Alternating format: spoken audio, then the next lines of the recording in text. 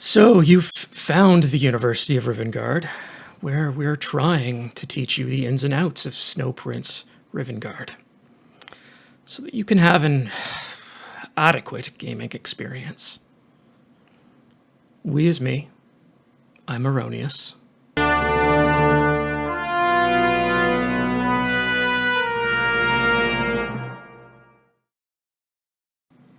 From July 1st to August 18th, it's time again for a festival in the land of Rivengard, the Festival of the Cavern Realms.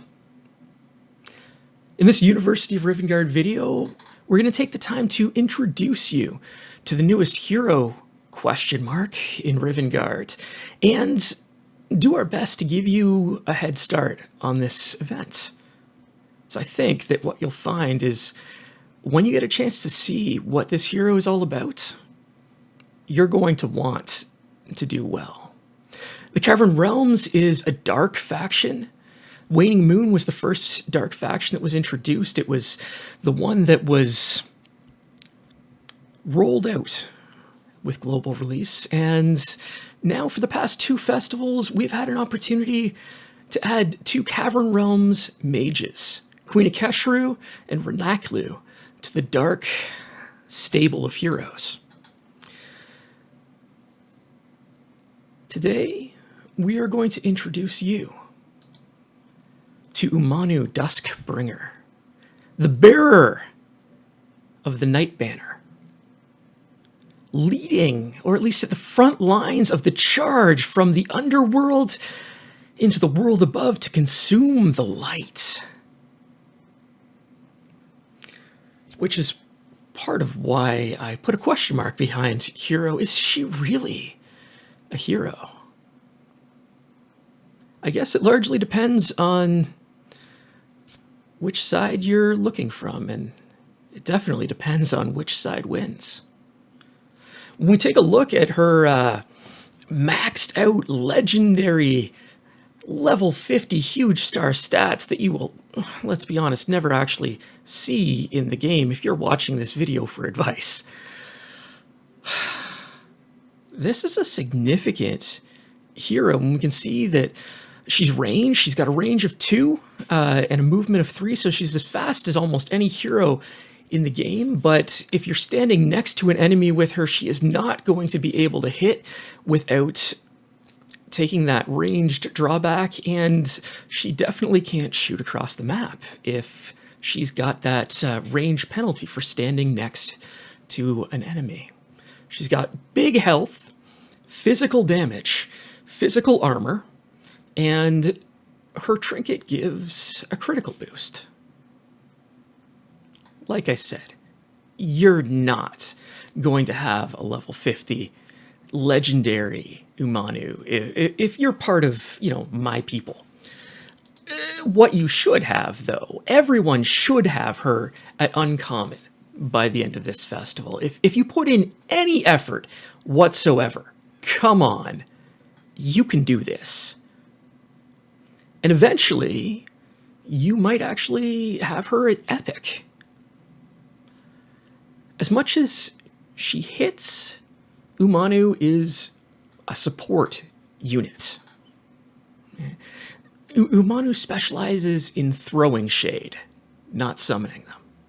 Let's take a look here at Umanu's active and passive abilities. So here at Uncommon, her Night Ripple active ability will deal damage to all enemies within 2 tiles. So it's an area of effect, much like Tim's, but one set of tiles down from that. So at the extent of her range, she'll blast out and do 62 to 92 damage to all enemies within that, and plus 168 damage if they're in darkness, which is what she does. She's all about moving darkness. Not only that, she will incapacitate, which means she'll knock out for a round any summons within that area. Her passive is the Night Banner. She carries the Night Banner, and that Night Banner comes with power. So after moving, she adds darkness to the tile that she lands on. Then, every tile that has darkness within that 2-tile range of her spreads darkness to one more tile. So if there is 4 darkness within that range, there's now 8 darkness. If there was 8 darkness within that range, there's 16 dark. She could spread darkness just across the whole map, but not only that, within her area of effect, within the Night Banner's area of effect, healing gets nerfed. Any healing that happens within that tile, now whether that's a healer trying to, like Hannah trying to send out healing, or if it's somebody standing on a healing tile, that ability to heal is going to be reduced significantly. But not only that, if there's a healer within that area of effect that's trying to heal someone, that healer will hurt themselves. They'll take that damage. It's sinister. It's vicious. I kind of like it. Like I said, though, this is kind of the minimum that you should have. Eventually, I think that it'll probably be worth bringing her up to Epic. We can move to Epic. Epic is farmable. Right? So at level 35 now, she's hitting for 225 to 335 in her area of effect active burst ability. And 615 extra damage to anyone that's in shade. That means she's hitting for potentially about 1,000 damage to each one that's in shade. Once again, summons get incapacitated. The Night Banner still does the spreading the same, but now is punishing their healing by 420 health and could do 560 damage to any healer who even so much as tries to save one of those pathetic, weak, sun-dwelling.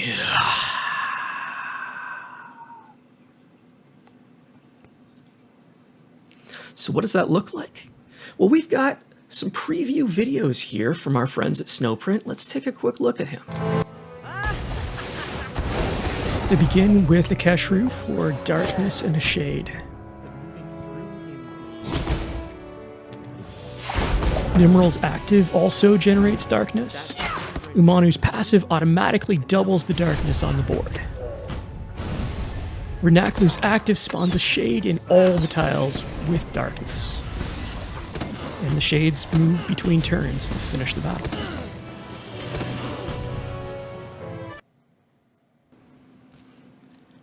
Let's take a look at what could happen, though, player versus player, if both players are trying to play Cavern Realms.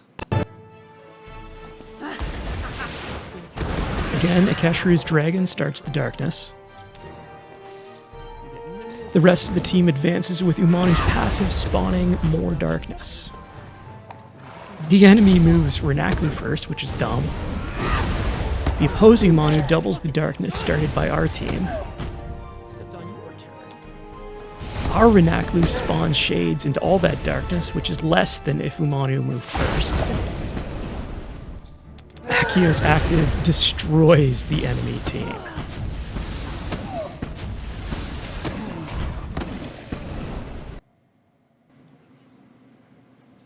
Right? There's this Cavern Realms dark synergy that is just begging for exploitation this way. There's this obvious 3-hero combo, right? You've got Umanu, who steps up and spreads darkness everywhere. You've got Renaclu, who goes and fires off shades into every single bit of darkness that's on that map. And then if Akio fires his active, all of those shades go and find somebody to hit for extra damage. I mean, yeah, they'll go away at the end of the round, but that's probably the end of the fight. I mean, pretty awesome, right?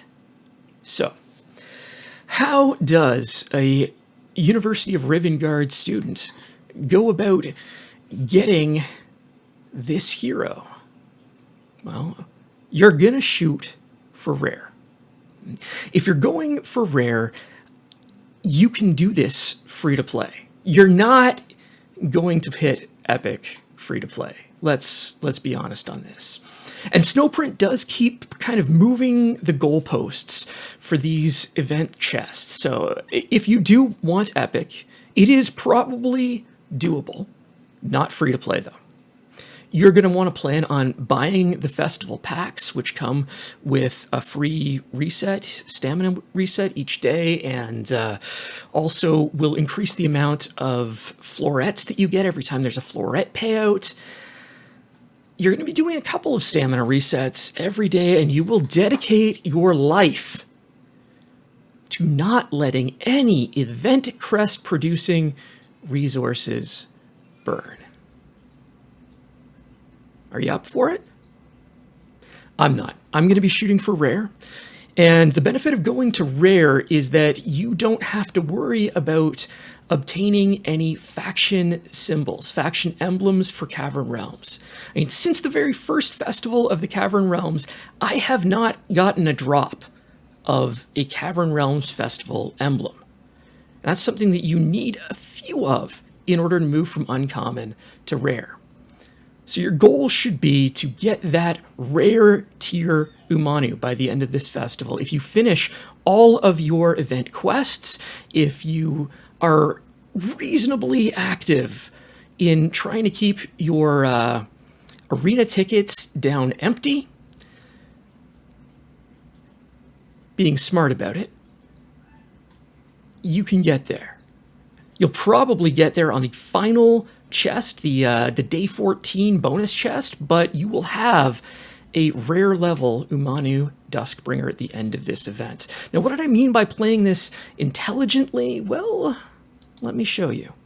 This is a festival cheat sheet that University of Rivengard has prepared, and this covers our first 10 festival quests, and there's another one that looks much like this that covers 11 to 20. We've got a full 1 to 20 festival event cheat sheet available, and what I'm actually going to do is in the description of this video, I'll put a link to a U of R Google Drive that, as we go on and have more documents like this, you are more than welcome to go visit and download or copy those for yourself.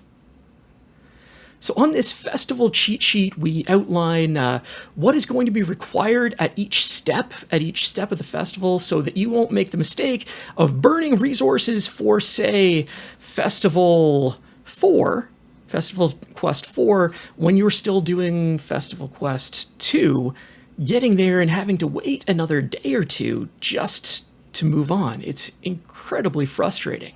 Now, the festival quests have been largely stable over the last number of festivals, and you will, as I said, be able to download them from that Google Drive link.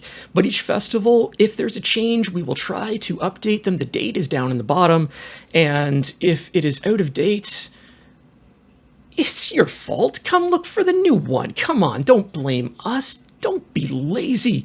Be of the darkness and stuff. You can do it.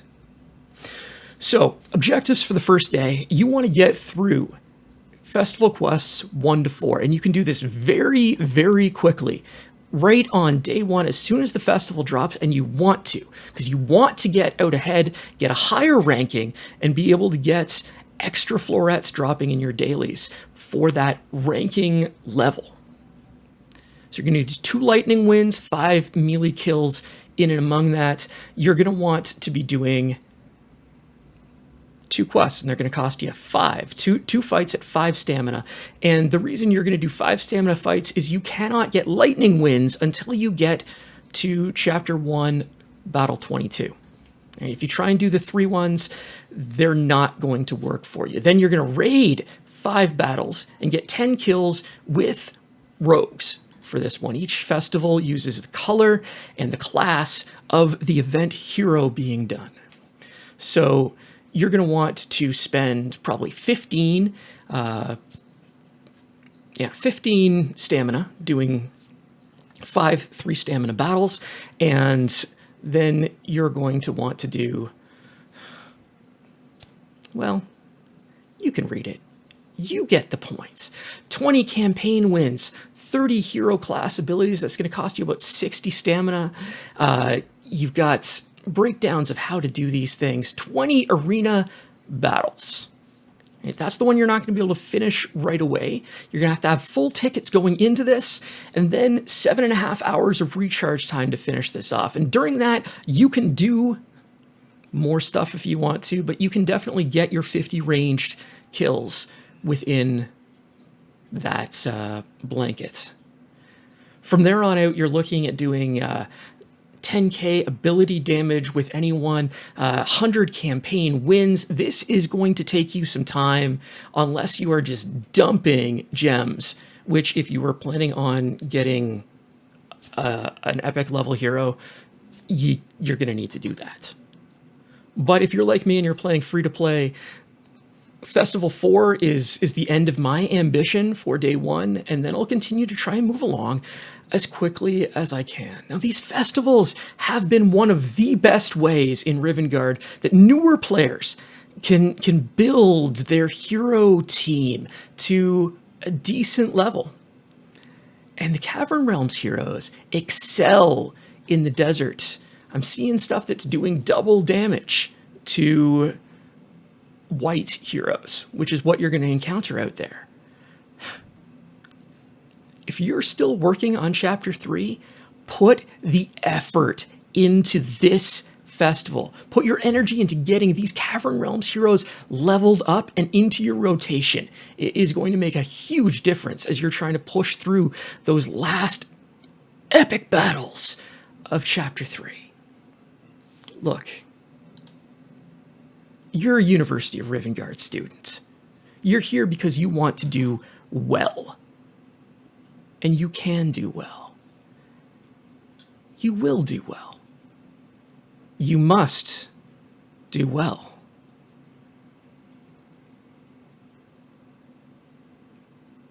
For the University of Rivengard, I believe in you. Mostly.